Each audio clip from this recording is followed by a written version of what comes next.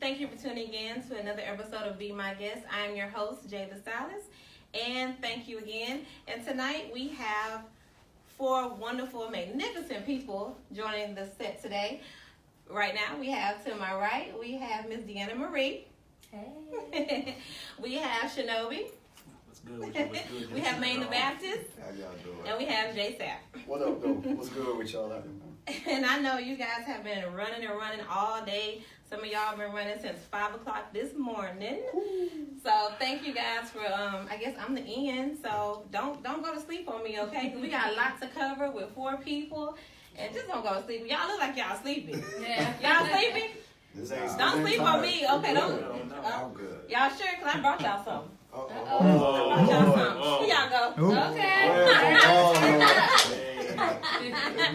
Yeah, boy. Y'all sleeping on me. Y'all ain't going to sleep on me tonight.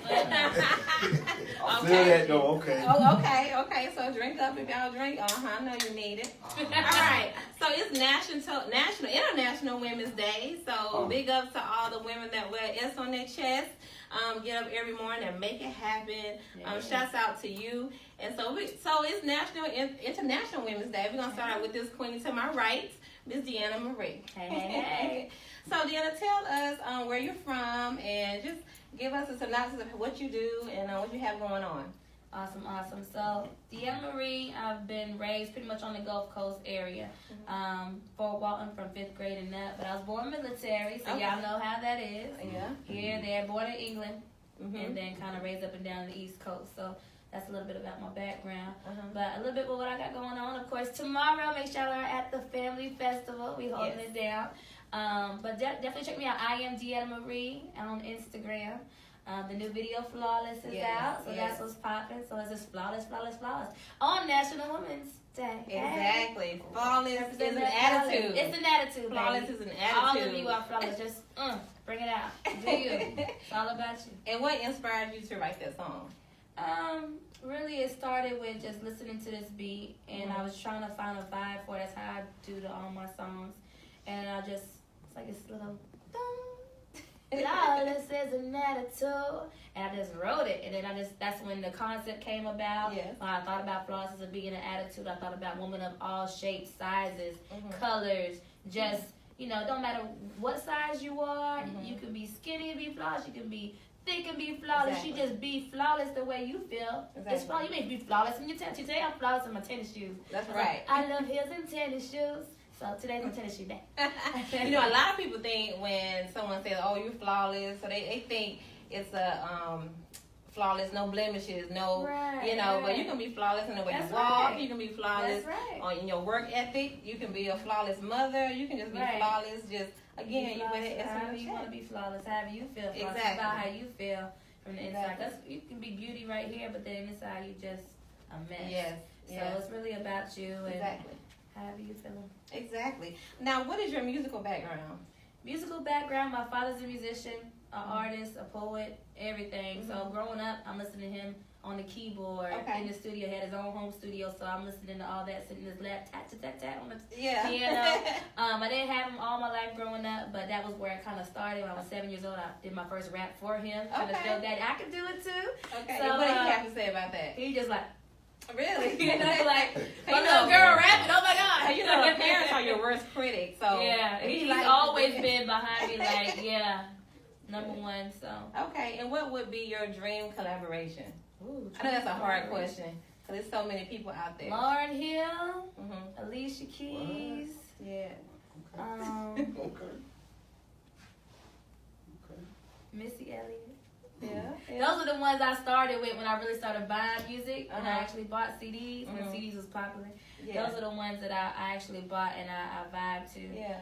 That's why you see a mixture of music. I'm a rapper, I'm a singer, I'm pop, I'm hip hop, rap. Yeah. It's like whatever I feel and on the beat, I just do it. If I feel a beat, it can be a Latin beat. I got a Latin song coming out soon. Okay. I got a Latin guy speaking Latino. Oh, okay. So it's just like I feel the vibe and I love to dance. You know? So. Okay. And what you have coming out next?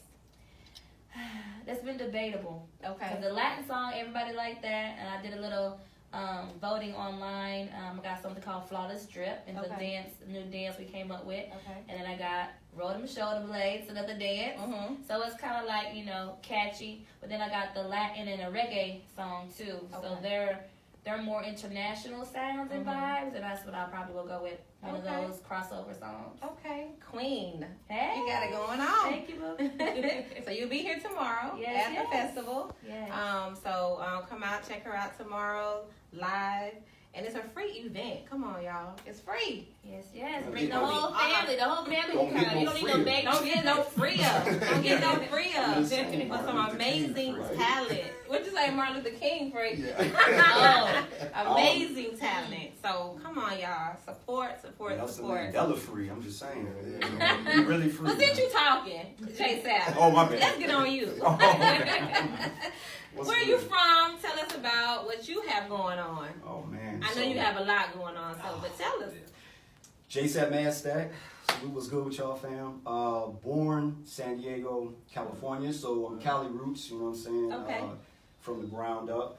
Like Deanna Marie over here, I come from a military background as well. Both my parents were naval officers, 25, 30 years respectively. Wow. And my whole journey, really, to be in all honesty, just starts from their source of power and what they did as African Americans in modern day Navy and times. And just real talk, giving shout outs to my moms who I recently just saw, picked up a vehicle, drove it back from Tampa. But at the time of her retirement, after 25 years in the service, which she actually was not only enshrined in the National Women's Memorial in D.C., or I'm sorry, Arlington, Virginia. But you know anything about D.C., it's like, they borderline. It's a river that split D.C. and Virginia, right? It's like the Potomac, right? At the time of her retirement, it literally was less than 320 some odd African American women that held the rank of captain in the United States Navy. So it just was amazing over the years, being able to actually live on Pearl Harbor, being able to wake up and look out the window literally and see the Arizona Memorial, stuff like that. This is not your typical, sights, when you're waking up. But it just was a blessing growing up, and that really helped me develop my just overall being who I am because of my folks. And you know what I'm saying, we all products of our environment. Mine was like everybody's environment, so I got a little bit of everything. Yeah. I hear it in you and Deanna Marie. Your voice, your accents. I'm picking up on it. Huh? Yeah, it's a lot of. Where are you from? You're not from right? I get it all the time. It's funny, man. People, you just in conversations, and people would automatically dub me, saying New York. And I'm like, like really? Like, nah, well, close. Because that's the thing. And going back to your question, what I had going on and where I'm from. So, I actually have a record titled "Where You From" on the Hustle Hard Dream Big album. It's titled "Where You From," and literally we have, I think it's 4 or 5 MCs, and each of the MCs represents a different area code, if you will, or just a different region. So we got myself, Florida, but then I got ties to DMV, DC, Maryland, Virginia. We got Congo, Mad Stack. Shout out to Mad Stack Studios, Congo, my dude there. Representing, the West Coast, Ogden, Utah, Salt Lake City, Ogden, Utah. We got Trey Mack, Compton, you know what I'm saying? And then finally G Street Black, holding down for New York.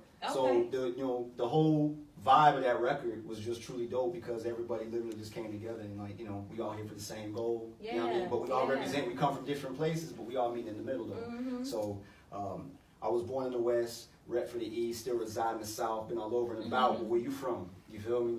That's the hook line for the record. So, and then as far as what I got going on, literally, too much to focus on one agenda, and I'm just saying for those that know me, you know what I'm saying, manager of the year, I can't stay still. So I will just say, my main focus had been to kind of push the single Tough Luck. That video's on YouTube. Folks can check that out. Illest Testimony, which that single's featured on that album, is available, iTunes, all platforms. And then we just recently made it on the Pandora too.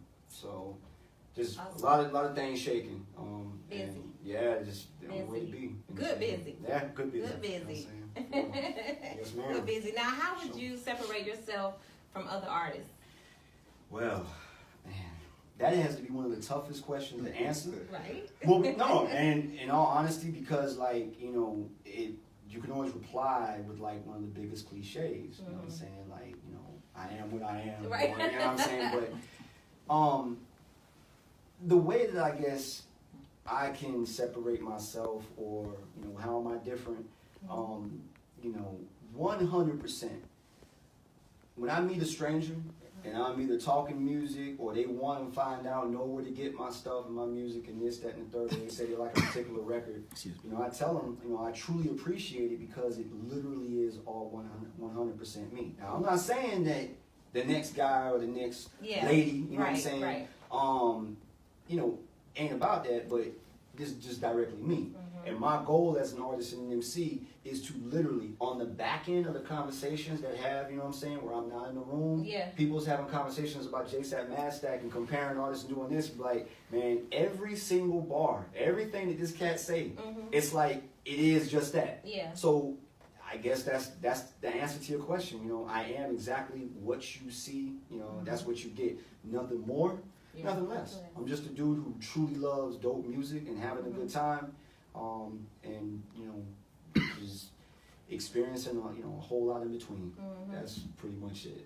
Like dope music, huh? That's it. So when you ride in the car, who you listen to besides yourself? Yeah, I was gonna say, because I ain't, man, look, I'm always checking. We always checking reference track. I'm saying as an artist, like we always checking reference tracks. But no, check this. So I'm on Sirius XM. Not me. I'm just saying, but like I be on Sirius XM. Yeah. And they have a relatively new station, Sirius XM Fly. Okay, it's in the hip hop group of stations, 047. All right, and they literally is specifically all 90s and early 2000s hip hop, and that is like my lane right there. That's me. You know, the Nas's, the Outcasts, the you know the Jay-Z's going back still. You know, Big L, Big Pun, Pop, Biggie. That golden age of hip hop was when I literally got my first taste of like, oh man, like I really want to do this. And shout out to my homie here, because I caught this interview early today, running around all crazy. But yeah, Bone Thugs and Harmony was literally the very first Creeping on the Come Up, as a matter of fact. In 95, East 1999 came out in 95, multi-platinum, but Creeping on the Come Up, their previous album was the very first rap album that I ever bought, spent my own money on. That believe real talk. Like, see, a lot of people, man, it's funny because like the cliche is like it was a Biggie album, it was a Pop, or it was a J. Right. You know what I'm saying? Right. Nah, dog, like really, I didn't even understand really what they were saying at the time, and I didn't really care. Thuggish Rubber's Bone was my joint, okay? Yeah. And like I had my folks, being who they were, had to be like, okay, like, why do you like this? You know, because you look like one of them. That's why. Because you look like one of them.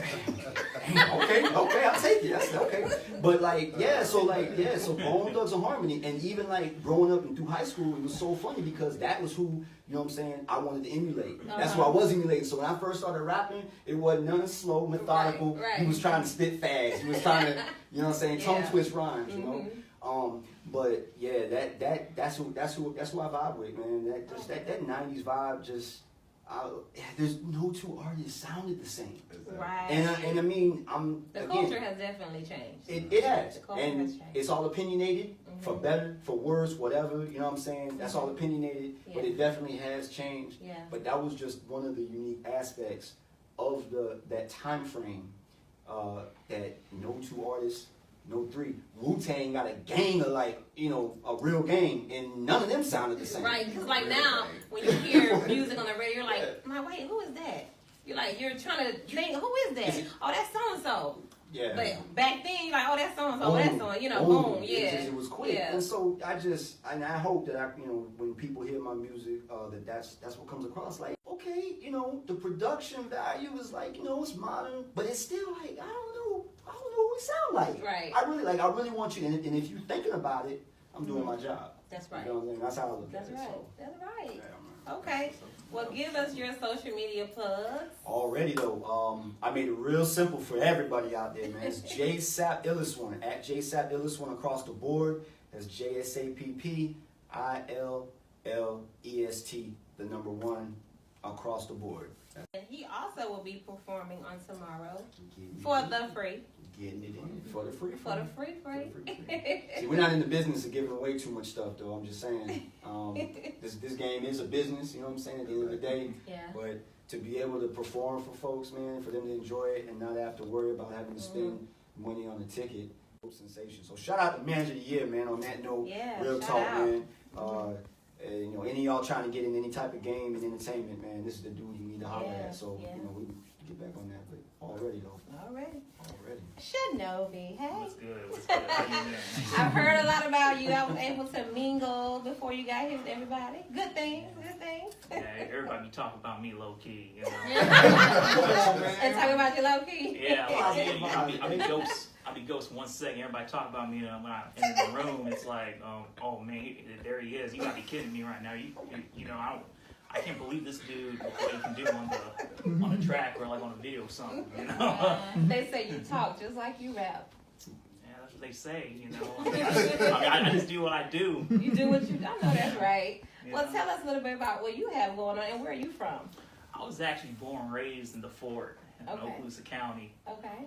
Pensacola was always, you know, my second main city, so I used to bounce back and forth. So, you know, I used to be the guy who I knew everybody in Fort Walton, and then, you know, I'll be like the guy I knew everybody in Pensacola. And you so were that guy. Yeah, that guy. You know, I just like to, as a little cat, I just like to go everywhere. You know, I never like to stay in one place. So yeah, it all started out like I used to be up in my room. You know, I used to just randomly like hear like a beat, and I just loved the sound of the beat. It was like a pulse to me. And then as it got ingrained in my brain and stuff like that, I was like, you know, I love this hip hop. You know, this art of hip hop. Yeah. And actually, you know, an artist that actually started making me love rap and hip hop from back in the day was actually Mystical, believe it or not. You know, my dad was Air Force, so you know, I used to be like going up to the BX, you know, like the mall on base. And then, you know, they used to have these demo playing CD, you know, shows and stuff. I used to like put on the headphones and all that stuff. And I was listening to like Tarantula, Mystical's Tarantula, and I just loved his hook. Right. And, you know, it came like a sample like DVD music video that came when I used to pop it on my Windows 98 computer. So Mystical was definitely, you know, that dude. He still is, you know. So then, as I started growing older and older, what started me to actually rap and motivated rap was actually like, I just had so much anger and rage inside of me. Okay. And, you know, as a kid, I mean, I was actually bullied, you know, from place to place. They're like, you know, you just, you know, quiet dude, you know, sing class, do your homework. I mean, that's cool, but, you know, you never really bothered to get to know me. But once people got to know me, I'm a cool dude. Then one day, it was like, what you listen to on your headset, because like, you know, show and tell back in the days, like people bring their Walkmans, and like I'm burning like that CD from back in the day. You know, it was like I played that CD that